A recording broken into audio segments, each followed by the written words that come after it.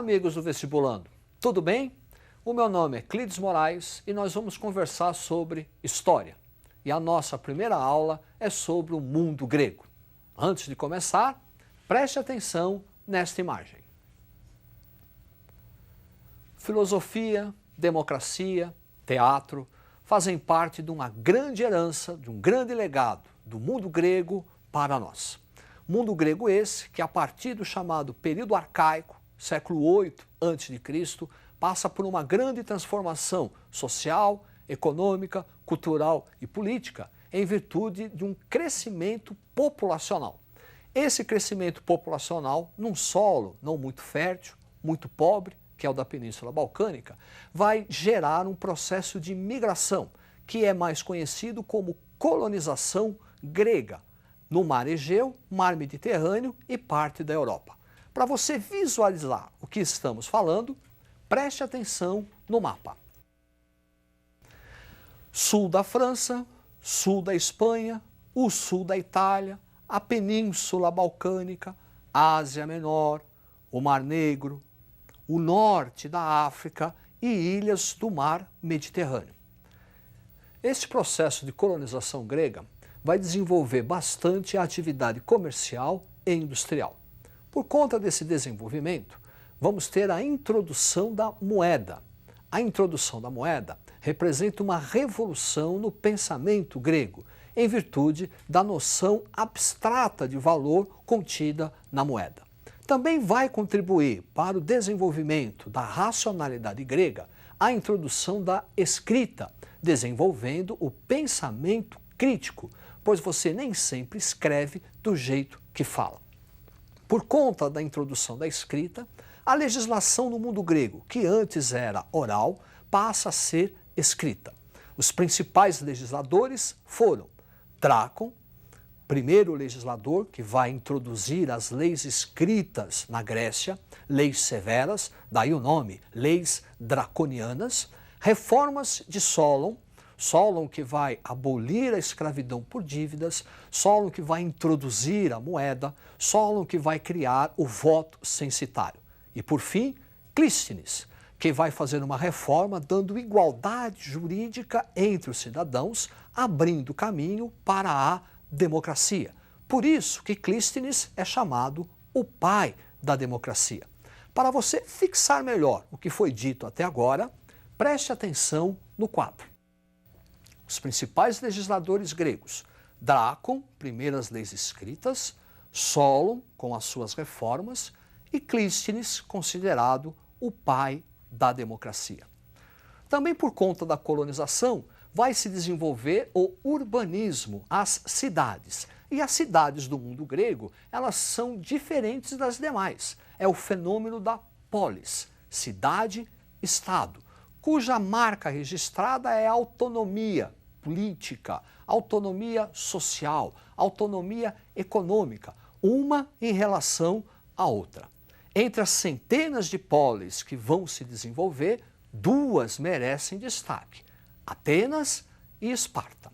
Atenas, com um forte desenvolvimento mercantil, com uma educação voltada para a formação do cidadão, que vai defender e discutir assuntos políticos na praça pública, uma cidade cosmopolita, porque vai receber poetas, vai receber filósofos, vai receber mercadores de várias partes do mundo antigo, e o regime democrático. A outra cidade, Esparta, com uma economia agrária, tendendo à autossuficiência econômica, uma educação militar, porque visava formar bons soldados, o desenvolvimento da xenofobia, aversão ao estrangeiro, e um regime político extremamente conservador, que foi a oligarquia.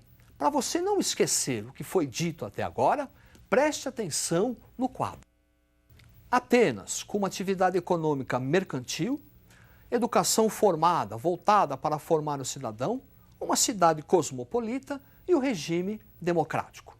Esparta, com uma economia agrária, educação voltada para formar o soldado militar, desenvolvimento da xenofobia, a aversão ao estrangeiro, e o regime político, oligarquia. Falamos da democracia grega. A democracia grega era diferente da nossa. A nossa democracia é representativa. Quer dizer, durante as eleições, escolhemos nossos representantes. No caso da democracia grega, ela era direta. O próprio cidadão deveria estar em praça pública e ele mesmo debater e discutir as decisões políticas. E era também limitada. Somente grandes proprietários do sexo masculino poderiam exercer esse direito. Para reforçar o que foi dito, preste atenção no quadro. Democracia grega, limitada, sexo masculino acima de 18 anos e direta. O chamado período clássico na Grécia é também o período das hegemonias, em virtude de duas grandes guerras, as guerras médicas e a guerra do Peloponeso. As guerras médicas envolveram as cidades gregas e os persas em expansão, querendo dominar o mar Mediterrâneo, e as cidades gregas vão se unir numa liga militar, a Liga de Delos, sob o comando de Atenas. Essas guerras médicas vão durar 11 anos. Duas grandes batalhas vão ocorrer. A Batalha de Maratona, que aliás vai dar origem a esse esporte olímpico, porque um soldado chamado Fidípides vai correr quase 30 quilômetros para informar a vitória dos gregos na batalha. E a última grande batalha, a Batalha de Salamina, onde os persas vão assinar a rendição. Após as guerras médicas, há uma hegemonia da cidade de Atenas sobre as outras cidades. É o século de ouro, é o século de Péricles.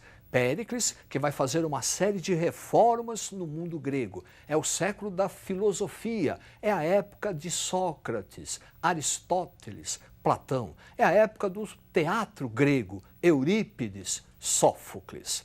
Contra essa hegemonia, contra esse domínio ateniense, outras cidades gregas, lideradas por Esparta, formam uma liga militar rival, a Liga do Peloponeso.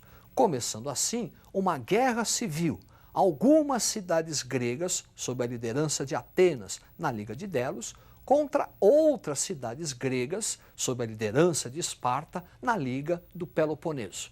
Guerra civil, Guerra do Peloponeso, que vai trazer a vitória de Esparta. Para você fixar o que foi dito até agora, preste atenção no quadro. Guerras médicas, porque os persas também eram conhecidos como medos. Então você pode falar guerras pérsicas ou guerras médicas. Médicas é o mais tradicional. Formação de uma liga militar, a Liga de Delos, sob a hegemonia de Atenas. Atenas vai exercer um controle sobre o mundo grego, que é o século de Péricles. Depois, Guerra do Peloponeso, formação de uma liga militar, a Liga do Peloponeso, sob a liderança de Esparta, e início de uma hegemonia espartana sobre o mundo grego. Após esses 28 anos de guerra civil, o mundo grego se enfraquece. Esse enfraquecimento vai auxiliar, vai favorecer a invasão de um povo vizinho, a Macedônia. Filipe II, da Macedônia, com seu projeto expansionista, vai conquistar a Península Balcânica. Essa conquista vai ser extremamente facilitada pelas rivalidades entre as cidades gregas. Ele morre e quem vai assumir o trono é o seu filho, Alexandre Magno, que continua o projeto expansionista de Filipe II. Ele vai conquistar o Egito, vai conquistar a Ásia Menor, levando a cultura grega. Alexandre Magno tem um papel muito importante para a antiguidade, porque é ele a pessoa responsável pela difusão da cultura grega para fora da Grécia. Então ele leva a cultura grega para o Egito, leva a cultura grega para a Pérsia, formando o famoso Império Helenístico. Vestibulando, toma cuidado. Cultura helênica é a cultura grega pura, autêntica. Cultura helenística é a fusão dessa cultura grega, após Alexandre Magno, com a cultura oriental, a cultura persa especialmente. Para você não esquecer, preste atenção no quadro. Cultura helênica é a cultura grega autêntica. Cultura helenística é a fusão dessa cultura grega com a oriental, especialmente a persa. Esta cultura helenística vai se estender geograficamente por toda a Península Balcânica, pelo norte da África, Egito, Ásia Menor e Pérsia. Seus principais centros serão as cidades de Pérgamo, Antioquia e Alexandria. Por conta desse desenvolvimento, nós vamos ter na filosofia Plotino, resgatando as ideias de Platão, e nas ciências Euclides e Arquimedes. Para você visualizar melhor esse império helenístico, preste atenção no mapa. Aí está o Império Helenístico, Península Balcânica, Ásia Menor e os principais centros culturais, Alexandria, no Egito, e no Oriente, Antioquia e Pérgamo. Esta cultura helenística vai influenciar todo o mundo antigo. A partir do século II, os romanos conquistam o Império Helenístico. Assunto de Roma, que é na nossa próxima aula. Estude, boa sorte e até lá!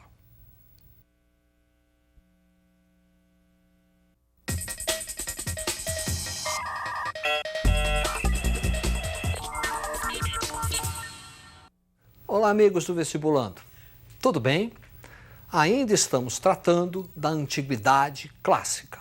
Na aula passada, nós falamos do mundo grego. Na aula de hoje, vamos tratar do mundo romano. Para começar, preste atenção nestas imagens.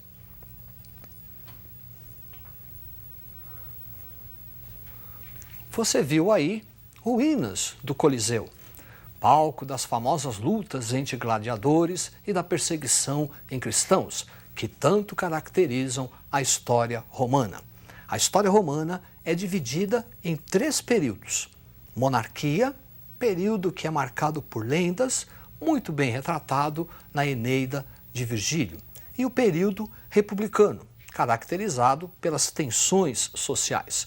Durante o período republicano, a principal instituição será o Senado. O Senado é quem toma todas as decisões políticas. Magistratura será uma outra instituição política que vai executar aquilo que foi determinado pelo Senado. As tensões sociais do período republicano envolvem a luta entre patrícios, que tinham o monopólio do poder político, e os plebeus, grupo marginalizado. Lei das 12 Tábuas, primeiras leis escritas de Roma. Depois, a criação do tribunato, ou tribunício, os chamados tribunos da plebe, que eram os representantes dos plebeus no Senado. Entre esses tribunos, 3 aqui merecem destaque. Primeiro, o Licínio, que foi responsável pela abolição da escravidão por dívidas. Depois, Canuleu, que fez uma lei autorizando o casamento entre as classes, patrícios e plebeus, igualdade civil. E, por fim, Hortêncio, que vai fazer a lei onde as decisões tomadas na Assembleia da Plebe tenham força de lei. É o famoso plebiscito. Para você não esquecer o que foi dito até agora, preste atenção no quadro. Legislação romana, lei das 12 tábuas, primeiras leis escritas, o tribunato, e desse tribunato, 3 nomes importantes. Lei Licínia, abolição da escravidão por dívidas, Lei Canuleia, igualdade civil e permissão de casamento, e Lei Hortência, a criação do famoso plebiscito.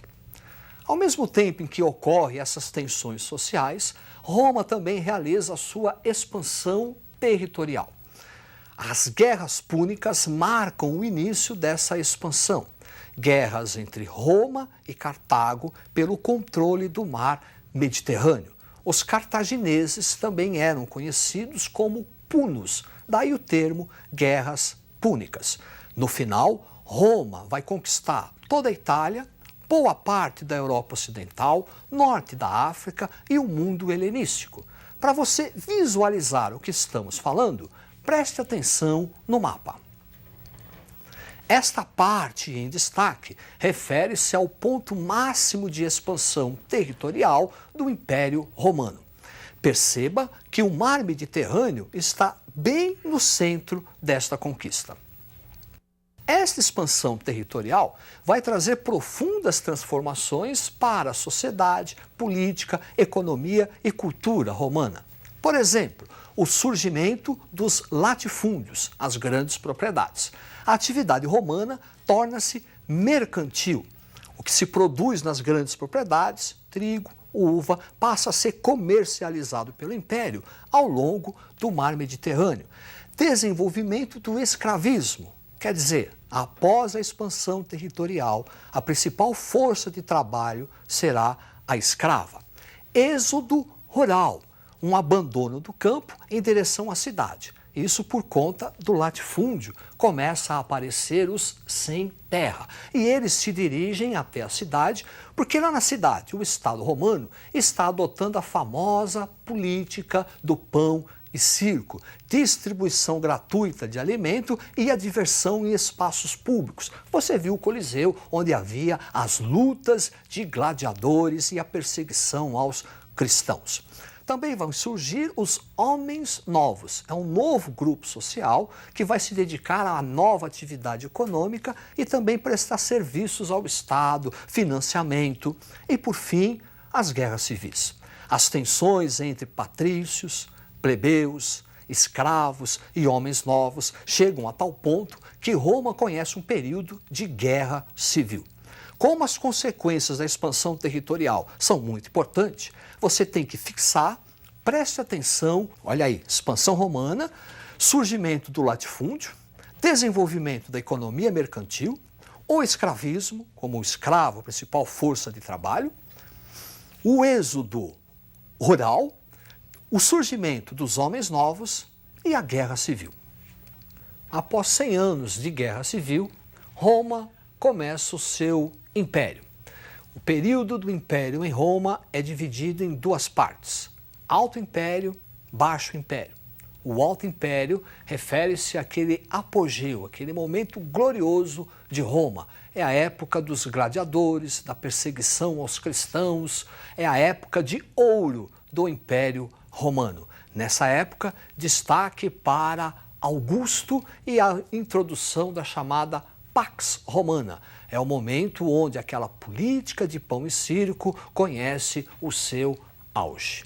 Baixo Império é o período da crise romana por conta da diminuição do número de escravos. A partir do imperador Trajano, o exército romano não faz mais conquistas. O exército passa a defender, a proteger as fronteiras de Roma. A médio e longo prazo, essa política vai trazer problemas para Roma, porque se não há expansão territorial, não há escravos. Com isso, diminuição do número de escravos e há uma queda na produção romana. Para que o Estado romano possa manter a sua estrutura, possa manter a sua burocracia, há uma política fiscal, um aumento excessivo dos impostos. Imposto alto, produção baixa, gera um fenômeno muito conhecido, a inflação. E essa inflação atinge, primeiramente, os menos favorecidos, os plebeus, que passam a sair da cidade e ir para o campo. É o chamado êxodo urbano, porque agora, lá no campo, o grande proprietário, o latifundiário, precisa de força de trabalho porque diminuiu a mão de obra escrava. E aí vai se desenvolver a relação do colonato, onde o grande proprietário fornece um pedaço de terra para o plebeu. Para você entender o que se está falando, preste atenção nesta imagem. Aí está uma grande propriedade e esses quadrinhos referem-se à parte que o grande proprietário entregou ao plebeu e sua família. O que o plebeu produzir aí é dele, é uma forma de pagamento que o proprietário dá a ele. Em troca, esse plebeu deve produzir nas terras do grande proprietário. E o que ele produzir é o do grande proprietário. Assim, nós vamos trabalhar a crise final de Roma, prestando atenção nesta imagem. Diminuição do número de escravos por conta do fim da expansão territorial, processo da inflação, produção baixa e imposto alto, êxodo urbano, onde os plebeus se dirigem para o campo, e lá no campo, aquela relação do colonato. Um outro elemento que vai contribuir para a crise e queda de Roma será o cristianismo. A religião cristã, monoteísta, que não vai reconhecer as divindades pagãs nem a autoridade divina do imperador. Essa religião cristã vai se alastrar pelo Império Romano porque ela ampara mulheres, ela ampara escravos, miseráveis. Num contexto de grave crise econômica, ouvir as palavras "bem-aventurados os pobres, porque deles é o reino de Deus", pega. Pega tanto que o imperador Nero inicia uma perseguição sistemática aos cristãos. Vai acusá-los de terem colocado fogo em Roma. O último imperador a perseguir os cristãos foi Diocleciano. A partir de Constantino, a religião é oficializada em Roma, com a edição do Édito de Milão. Teodósio, no ano de 395, vai oficializar o cristianismo. O cristianismo passa a ser a religião oficial do Estado romano, nascendo assim a Igreja Católica Apostólica Romana. Esse mesmo imperador, Teodósio, para contornar a crise por qual passava Roma, vai exercer uma reforma administrativa, dividindo o império em duas partes. Para você visualizar, preste atenção no mapa. A parte leste refere-se ao Império Romano Oriental, com capital em Bizâncio, futura Constantinopla. A parte oeste, Império Romano Ocidental, com capital em Roma. Esta parte oeste será a parte ocupada e invadida pelos bárbaros germânicos a partir de 476, que é a data oficial da queda do Império Romano. A partir daí, nessa parte ocidental, desenvolve-se os chamados reinos bárbaros, dando início a uma nova fase da história, retratada na chamada Idade Média, que nós vamos trabalhar a partir da próxima aula. Boa sorte, estudem e até a próxima!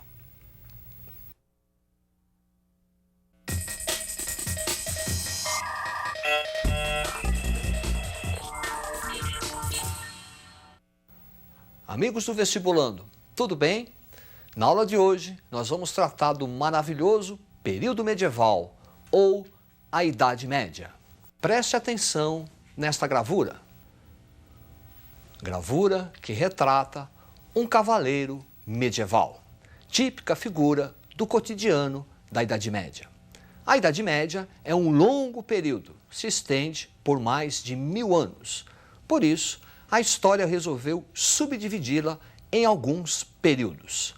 Preste atenção neste gráfico. A Idade Média, que começa do século V e vai até o século XV, aproximadamente. Do século V até o século IX, Alta Idade Média. Do século IX até o século XII, aproximadamente, cristalização do sistema feudal. Do século XII ao século XV, Baixa Idade Média. A Alta Idade Média, vestibulando, refere-se a elementos que vão contribuir para a formação do sistema feudal. Depois nós temos a cristalização do sistema feudal, século IX ao século XII, e por fim, Baixa Idade Média, que representa a crise do sistema feudal e que se estende até o século XV.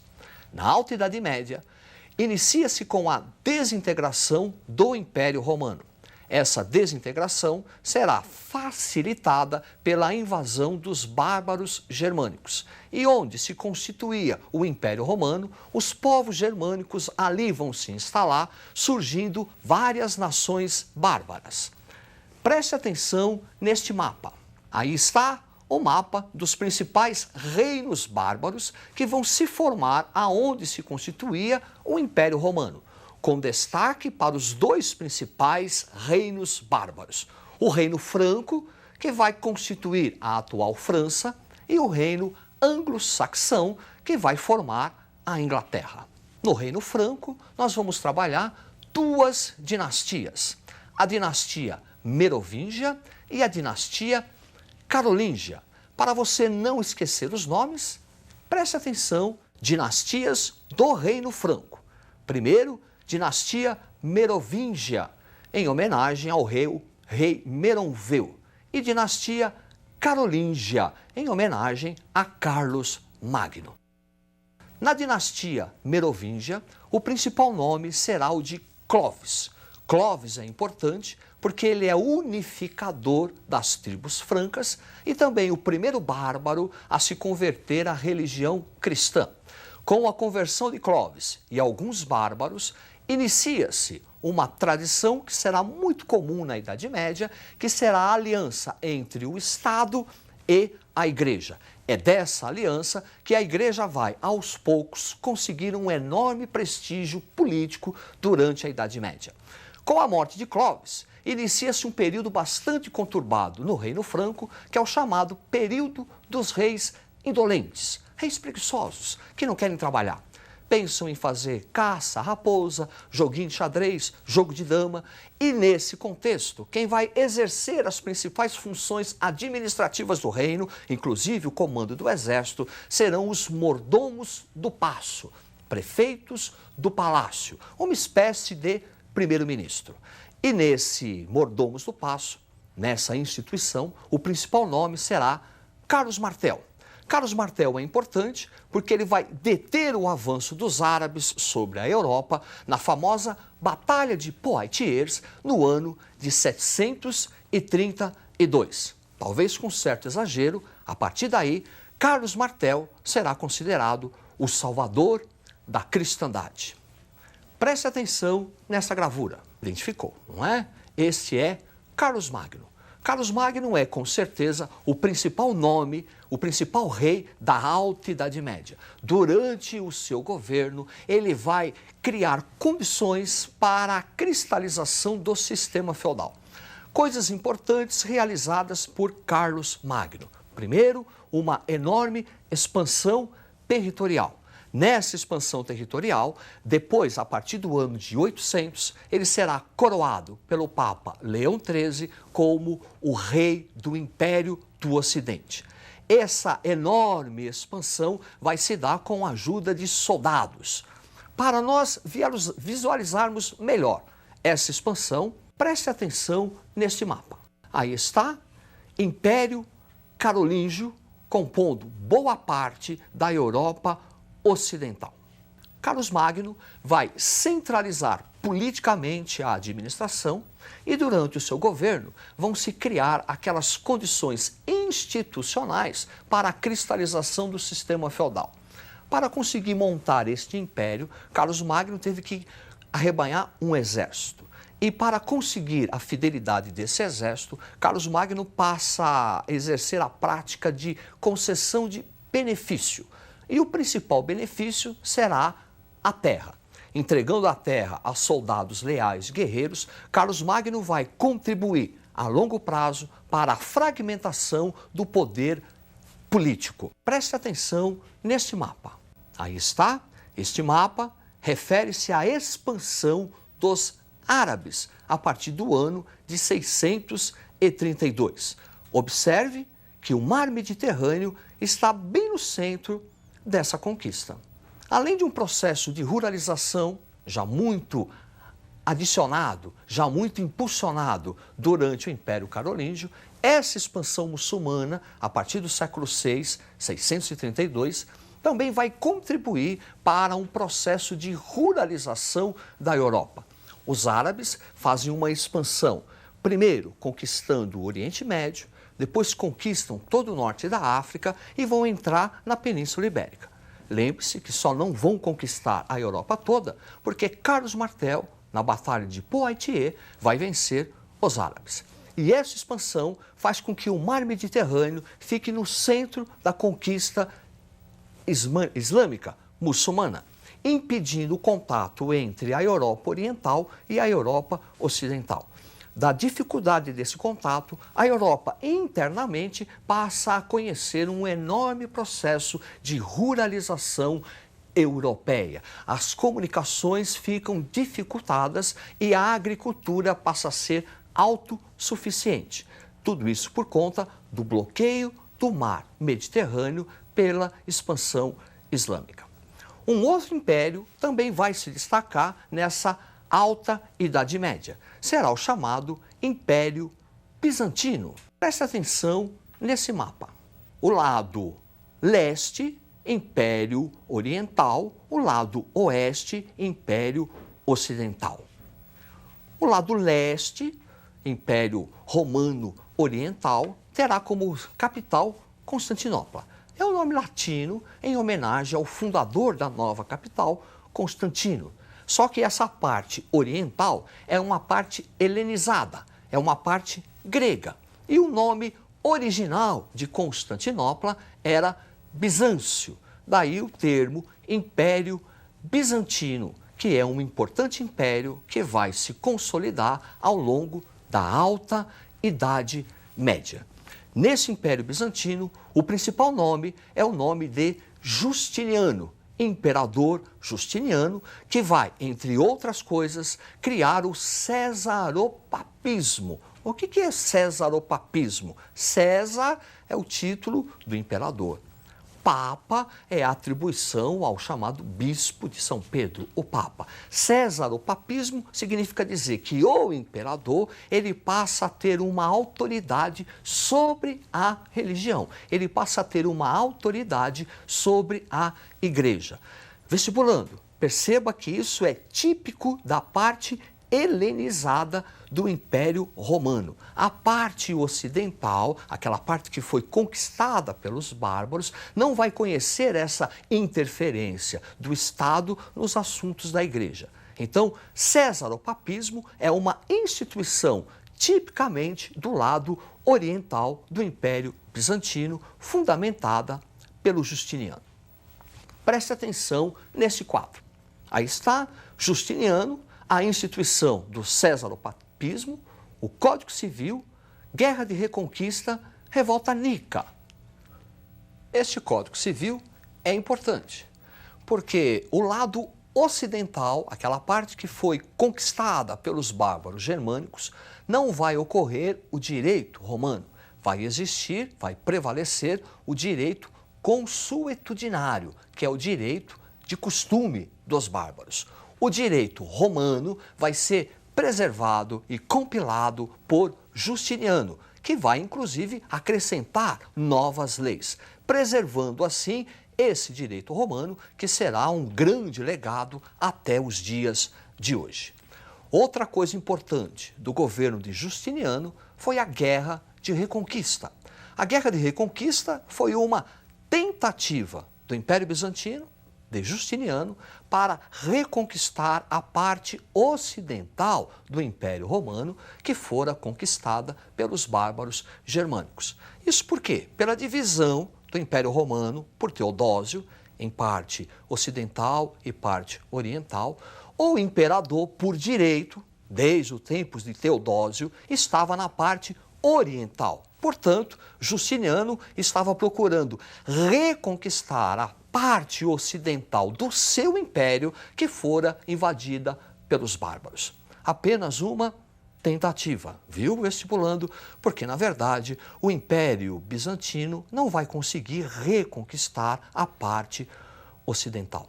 Porém, para fazer a guerra de reconquista, Justiniano foi obrigado a montar um exército, a montar uma esquadra, para poder fazer frente aos bárbaros germânicos. Na montagem desse exército, na montagem dessa poderosa esquadra, tinha que ter recursos militares, tinha que ter armas, e para isso o imperador precisava de recursos financeiros. E o que é que Justiniano faz, então? Aumenta os impostos como forma de o Estado arrecadar o dinheiro através da tributação e investir nos soldados. E isso é que vai gerar a revolta Nica, que em grego quer dizer vitória. É uma sublevação popular contra o aumento dos impostos, que, aliás, para uma guerra que não vai dar em nada. Então, revolta Nica é uma sublevação popular contra o imperador Justiniano. Ele quase renunciou.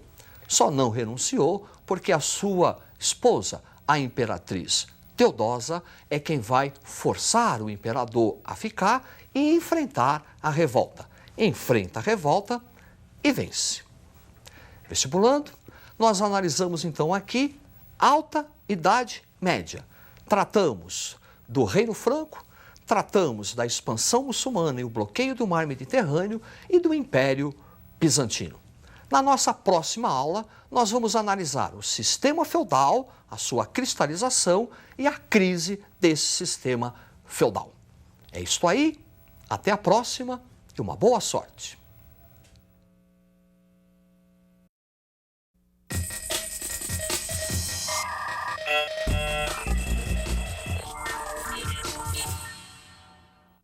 Olá, vestibulando! Tudo bem? Na aula de hoje, nós vamos trabalhar o sistema feudal e a chamada crise do feudalismo, a Baixa Idade Média. Preste atenção nessa gravura, retratando o cotidiano medieval.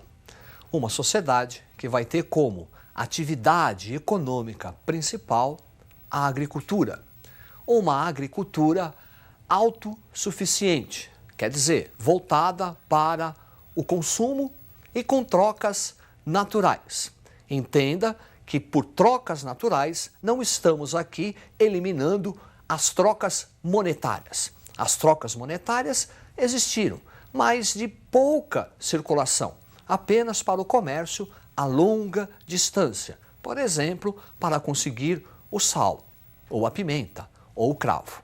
Mas localmente, internamente, as trocas no sistema feudal serão naturais, produto por produto. O poder político na sociedade feudal será um poder descentralizado, fragmentado. Isso porque a posse da terra é que dá o poder político ao seu proprietário. Preste atenção neste quadro. Feudalismo, economia agrária autossuficiente, com trocas naturais, poder político descentralizado, uma sociedade estamental e o trabalho servil. Sociedade estamental, o que vem a ser isso? É uma sociedade dividida em grupos, em camadas, em estados, estamentos. E cada grupo, cada estamento, possui seus privilégios ou não. Para melhor visualização, preste atenção neste quadro. Aí está, primeiro estado, formado pelo clero, segundo estado, composto pela nobreza, terceiro estado, formado pelos trabalhadores. Quer dizer, o privilégio do primeiro estado era a oração, rezar. O privilégio do segundo estado, as decisões políticas e a prática da guerra. E cabia ao terceiro estado sustentar o primeiro e o segundo. Dentro dessa sociedade estamental vão se estabelecer inter-relações. Relações entre os senhores feudais, relações entre a nobreza, feudo-vassálicas, e inter-relação da nobreza com o terceiro estado, o chamado trabalho servil. Pelas relações feudo-vassálicas, nós vamos analisar melhor observando este quadro. A terra é o benefício. Aquele que faz a doação do benefício chama-se suzerano. Aquele que recebe o benefício chama-se vassalo. Lembre-se, a posse da terra dá o poder político. Então, em tese, o suzerano, ao conceder uma terra que antes lhe pertencia a um outro senhor, ele está perdendo poder político. Mas em troca, o vassalo, que é o recebedor do benefício, que é o recebedor da terra, em troca, ele deve prestação de serviço militar ao suzerano. Relação feudo-vassálica. A outra inter-relação está relacionada à servidão. O servo é um tipo de mão de obra em meio caminho entre a escravidão e o trabalho assalariado. ele não é assalariado, pois não recebe nada. Mas também não é escravo, porque ele é juridicamente livre. Ele é dono, ele tem as suas ferramentas, ele não pode ser vendido e nem maltratado. No entanto, o servo está preso à terra e é da exploração do servo, e é da exploração da produção que o servo tira da terra que o senhor feudal, que a nobreza medieval tira os seus rendimentos. As obrigações feudais principais eram 3. Preste atenção neste quadro. As obrigações feudais: corveia, talha, banalidades. Corveia consistia no trabalho que o servo era obrigado a realizar nas chamadas terras do senhor feudal. Alguns dias a semana, normalmente 5, todo o trabalho, toda a produção realizada pelo servo nas terras do senhor eram de exclusividade do senhor feudal. Corveia. Talha, o servo ele estava preso a um lote de terra cedido pelo senhor feudal. A talha é a obrigação feudal que o servo deve ao senhor dessa terra.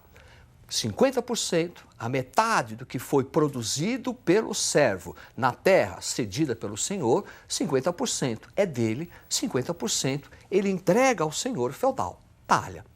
Banalidades é pagamento que o servo faz pelo uso do forno para fazer o pão, uso do moinho para moer o trigo, uso de estradas, o famoso pedágio. Além dessas relações entre senhor feudal e servo ou entre senhores feudais, nós vamos ter um componente no sistema feudal muito importante. Preste atenção nesta gravura.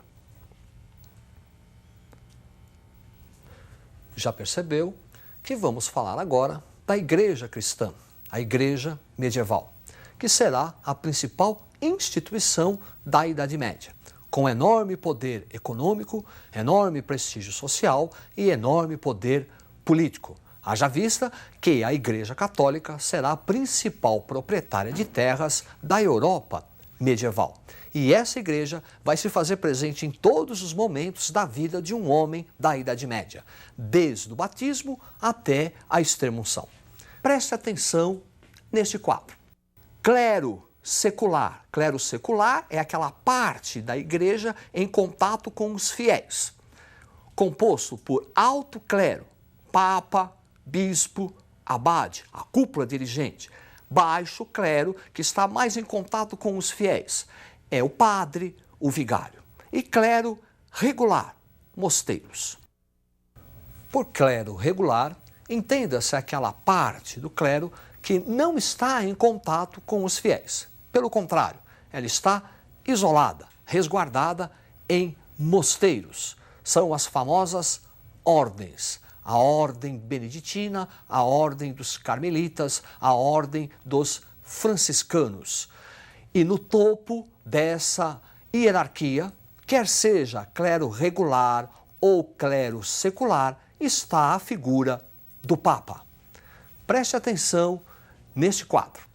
É uma gravura que retrata um burgo, uma cidade medieval. Essas cidades medievais começam a ter uma enorme importância a partir do século XI. O século XI é um século importante para o desenvolvimento da Idade Média. Marca o início da chamada crise do sistema feudal. No primeiro momento, século XI é o século do crescimento populacional, por vários motivos. Primeiro, porque o homem passa a tratar a terra de uma maneira diferente. Ele vai usar um sistema novo de atrelar o animal, ele vai desenvolver a charrua e isso provoca um enorme aumento na produtividade agrícola, contribuindo para o crescimento populacional. As invasões de povos que vinham fora da Europa cessou, contribuindo também para o crescimento populacional. Preste atenção neste quadro. Baixa Idade Média, as inovações técnicas que contribuem para o crescimento populacional, as cruzadas e a reabertura do mar Mediterrâneo.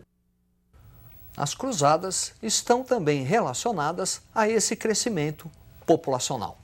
Embora a Igreja Católica tenha convocado as cruzadas para a libertação da Terra Santa, Jerusalém, que estava sob o controle dos muçulmanos desde o século VII.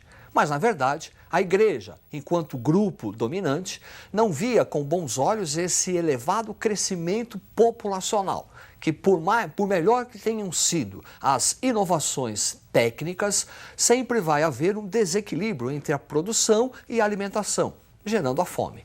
Daí, a Igreja Católica vai exportar a miséria. A primeira cruzada chamou-se Cruzada dos Mendigos. E as cruzadas vão também contribuir para a chamada reabertura do mar Mediterrâneo, incentivando assim novamente as trocas comerciais entre o Oriente e o Ocidente, caracterizando o chamado renascimento comercial. Preste atenção neste mapa. Estão as principais rotas comerciais mercantis.